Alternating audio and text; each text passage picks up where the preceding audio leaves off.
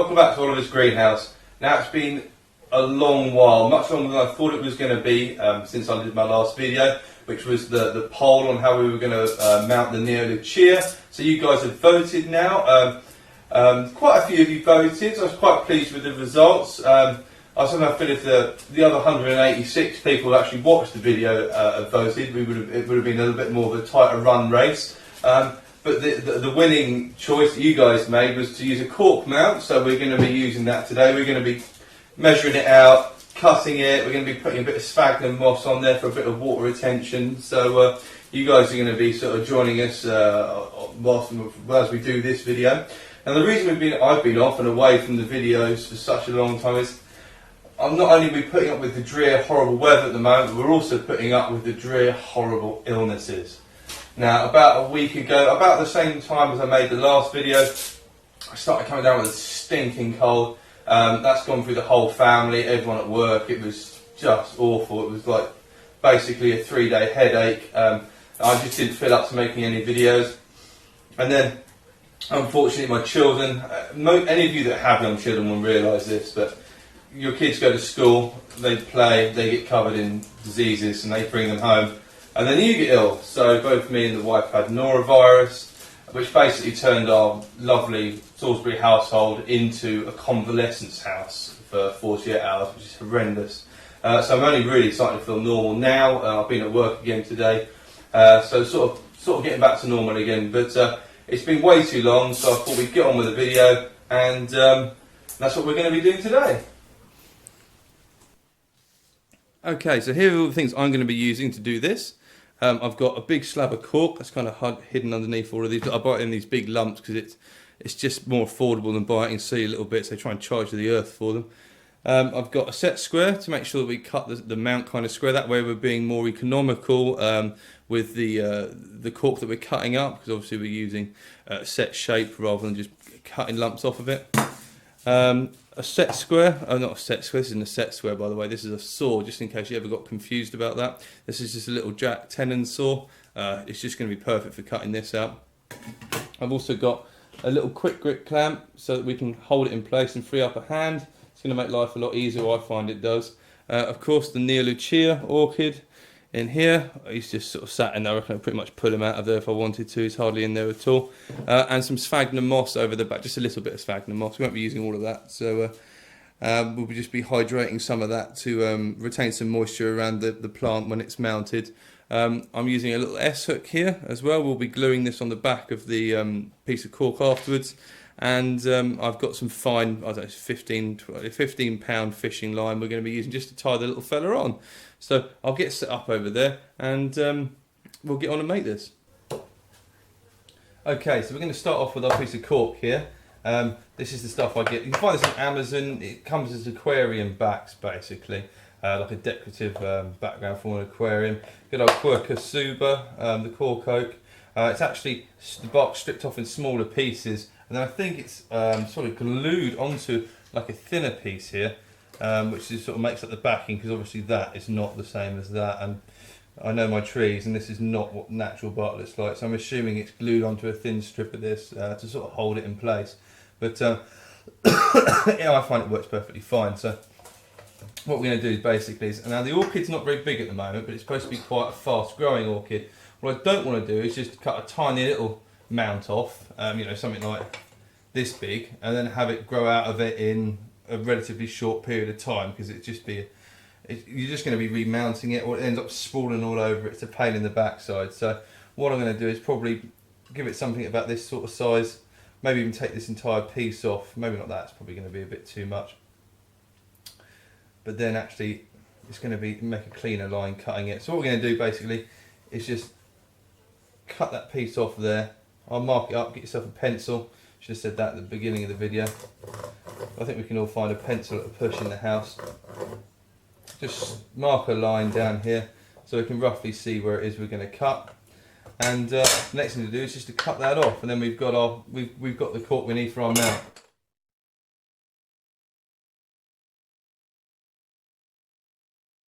Okay, so what you were supposed to have seen there was me cutting this piece of wood off. It's not very interesting. We're all capable of doing it. All I've done is follow the pencil line, cut this off this end, So we're ready to sort of mount the orchid on it. Basically all I did then was just talk at a non-running camera for 5 minutes, but it's very simple. Just cut it off with the saw. I've used this little quick clamp here just to pin it on the side. If you've got a workmate, you can do a similar thing. So we've got our square little mount there. It's quite a reasonable size. I don't know how big I've made this. About 8 inches. So yeah, that's going to be perfect for what we need to do. What we're going to do next is we're going to rehydrate some sphagnum moss in some water so we get it wet. And then we're going to head over there and hook the orchid out and see what that's like. In fact, I might actually do it here because the light's better. So I'll get a few things ready and we'll get on. Okay, so everything's sort of laid out here. You have to excuse the shadows. That's the best I can do with the work light at the moment. What we're going to do is just get some of this Peruvian sphagnum moss. We're not going to need a huge amount. Just going to get some. This is just ordinary rainwater out of the water butt. It's been raining today, surprise, surprise. So it's had a chance to fill up. That's probably more than enough. We're not going to need very much of it at all. Put that down over here out of the way. Just give that a good squidging. It takes ages to suck the water up otherwise. I think with a lot of these mounts, it would even probably be better to actually let the cork soak. Cut it first, but then actually let the cork soak overnight. Because otherwise there's a moisture deficit, you see. Because what you've got is a dry substrate, such as the cork, which is going to naturally wick moisture away from anything you put on it through capillary action anyway. So I think, to be honest, and in hindsight, what I'd probably have done is actually pre-moistened or soaked my soaked this fella first, you see, literally just submersed it in a bowl of water to get rid of that water deficit, so it's already got quite a lot of water in it. And what we're going to do next is get the Neolauchea out of here. So what I'll do is I'll bring you real close up for this so you can see, and we'll have a look at the state of it together. Okay, so I switched over to 4K for this, so you should be able to see it a lot better. Now I haven't had this little fella out of here since we put him in here, so I don't know what sort of state it's going to be in to get rid of some of this sphagnum. It's just in a normal sort of orchid potting mix in here, and it'll grow along a sort of a creeping rhizome. So I want to be careful in case there's any new growth. I certainly see some new roots disappearing into the media. Also seems to be, now that is held together by not a lot. Okay, so not much in the way of new root growth, a couple of it. Remember how poorly this thing was before we put it in here? That's part of the old rhizome that can come off.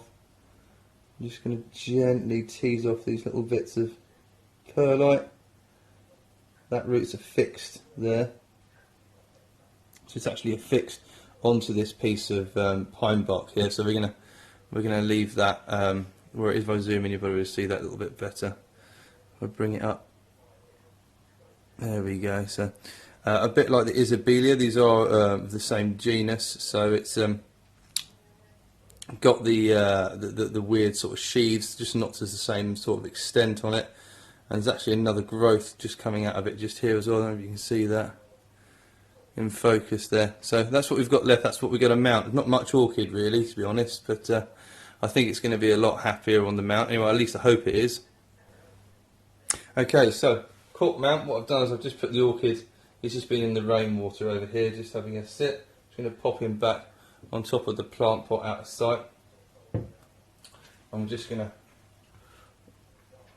wring some of this sphagnum moss out. I'll tell you what, just lift you up so you can actually see something, because you don't need to see this super close up at the moment.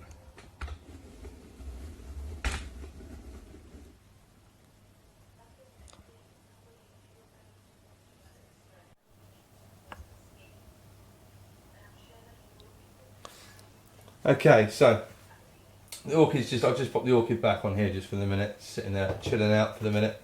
I'm going to just wring some of this out really well. Otherwise it's going to be dripping all over the place.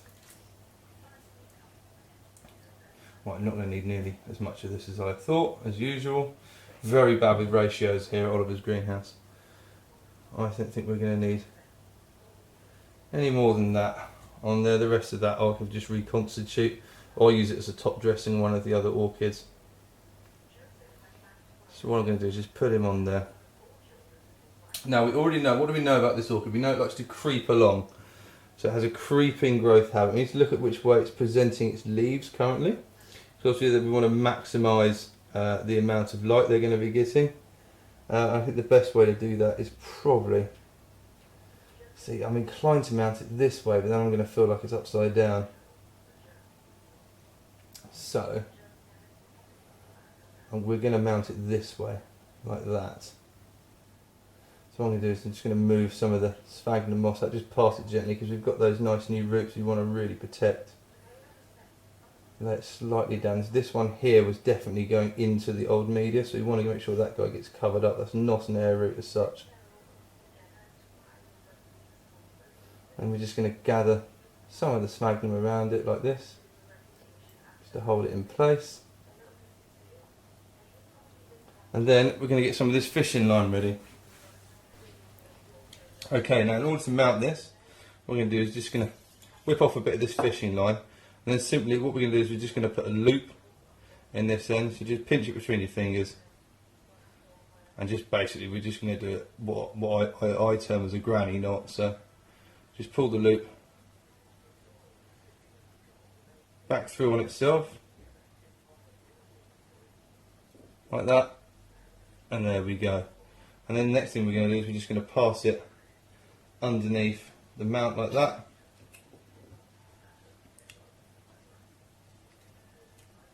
Okay, next thing we're going to do, actually no, we're not going to do that. What we're going to do is we're going to do a lark's foot knot. So we're going to put our fingers through here.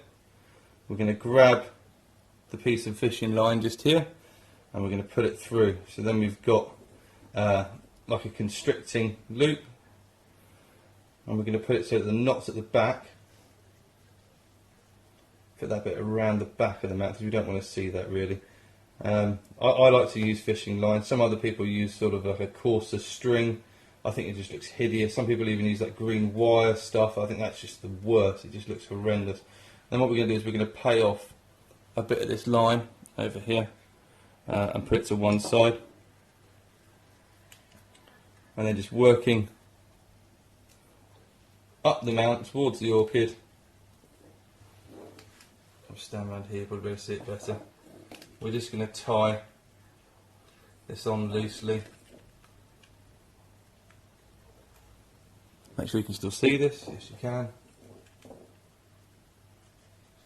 Just have to move the fishing line over there and pay some out to make this easier. And then we're going to come up, we're going to go over the rhizome of the orchid, like that, to hold it in place. Over again between the pseudobulbs. I just want to be holding it on there lightly. You need literally no pressure at all. And again there. I have to rotate the whole thing around here because the fishing line's making it particularly awkward. There we go, you can still see it. Once this guy's established, we won't need the fishing line on here really, but in the meantime it just stops it all dropping off, so it's a case of having to have it. So there we go, so we should end up with the orchid lightly held in place. What we're going to do is just cut this. I have to get some scissors first actually, a little bit underprepared. You're going to need some scissors by the way when you do this. We're going to cut that off and just tie that back on itself.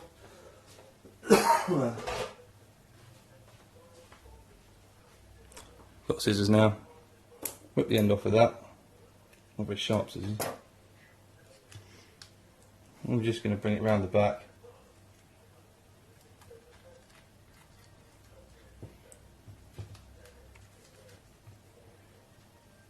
And what we're going to do is we're just going to pass it behind some of the loops we've made around the mount.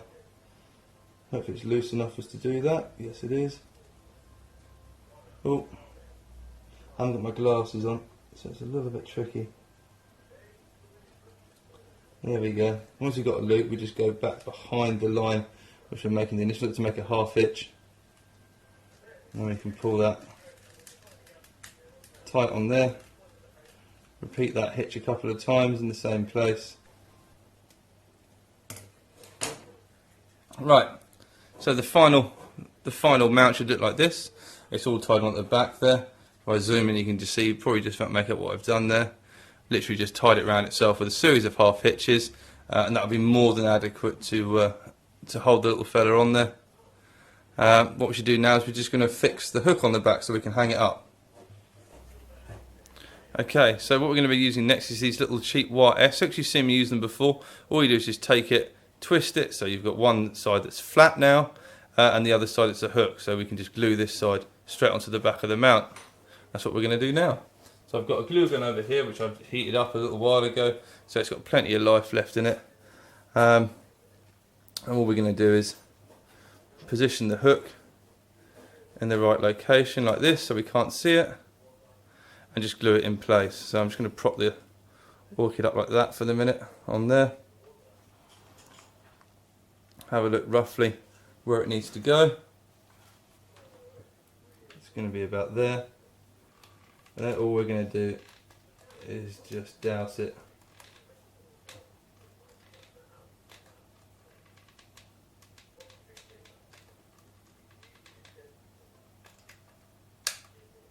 in glue.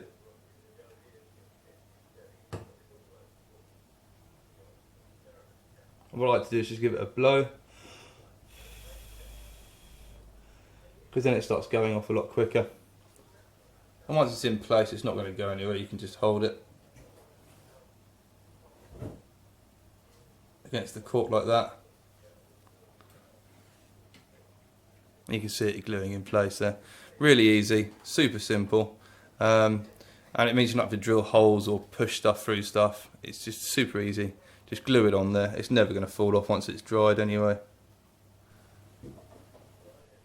Okay, so there we have it. Here's our little cork mount you guys voted for. The Neolauchea's in place. It's all tied on there. I'm going to go and hang it up next to the Isabelia. Remember, if you like these videos and you want to see more tutorials, greenhouse sort of maintenance, me drinking, any of those sort of videos, don't forget to like down below. And if you feel like it, subscribe to my channel. Thanks for watching. Just a little bit of sphagnum moss. We're going to need this because it's going to really help retain the moisture around this little fella when through the